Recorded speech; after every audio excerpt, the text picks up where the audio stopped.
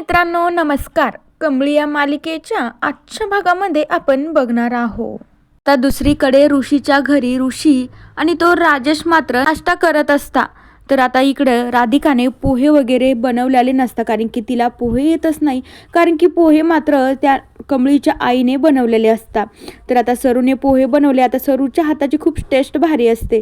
तर त्यावेळी आता लगेचच तो राजेश म्हणू लागतो, आज इतके चांगले पोहे कसं काय झालं. तरीच म्हणलं राधिकाला तर असे पोहे ना अख्ख्या आयुष्यातही बनवता येणार नाही. आता मात्र राजेश हे सगळं बोलून गेलेला असतो. आता त्यावेळी इकडं राधिकाला तर खूपच वाईट वाटतं. तर त्यावेळी सरू ही मात्र तिचेच असते. तर त्यावेळी ऋषीला तर फार राग येत असतो. हा माणूस न कधीच शांतपणे कोणतीच गोष्ट करत नाही. याला सतत कुणाला तरी टोमणे मारल्याशिवाय याला काय याच्या घशाच्या खाली घासच उतरत नाहीये का. पण त्यावेळी ऋषी काही न बोलता गुपचाप त्याचा नाश्ता करत असतो.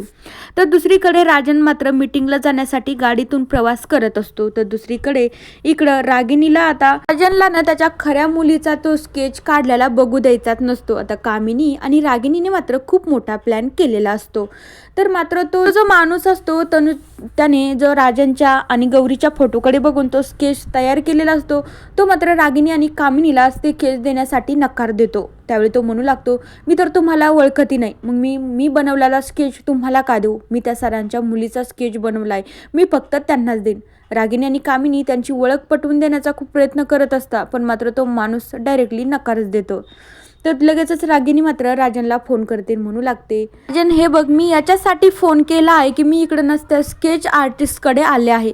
मी त्याला म्हणलं आमच्या मुलीचा स्केच बनवलेला देऊन टाका, तर तो म्हणतोय मी तुम्हाला ओळखत नाही आणि मी तुम्हाला स्केच वगैरे देणार नाही, प्लीज तू त्यांच्यासोबत बोलतोस का.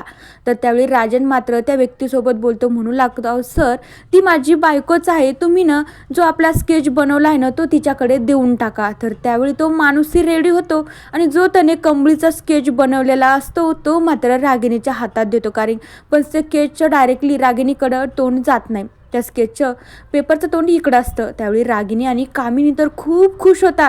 त्यांचा आनंद गगनात मावेनासा होत असतो. त्यांना वाटत असतं आता इथे ना आपण काय करायचं माहिती आहे का, की आता हा स्केच ना आपण बदलून, पण खरं तर त्यांनाही माहीत नसतं की हा कमळीचा स्केच आहे, कमळीच राजेंची मोठी मुलगी आहे.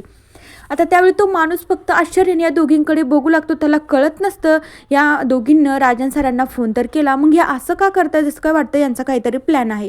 त्या माणसाला काही कळत नसतं, तो विचारात पडतो. तर त्यावेळी मात्र रागिनी आणि कामिनी खूप हसू लागतात, जसं काय त्यांच्या हाती कितीच मोठं काहीतरी लागलं आहे असं त्या हसत असतात. तर त्यावेळी लगेचच आता रागिनी मात्र कामिनीकडे बघून लगेचच त्या स्केचचं तोंड त्याच्याकडं करते. तर आता बघूया काय होतं. आणि कामिनी पण मात्र खूप हसत असते, तिलाही खूप मज्जा वाटत असती.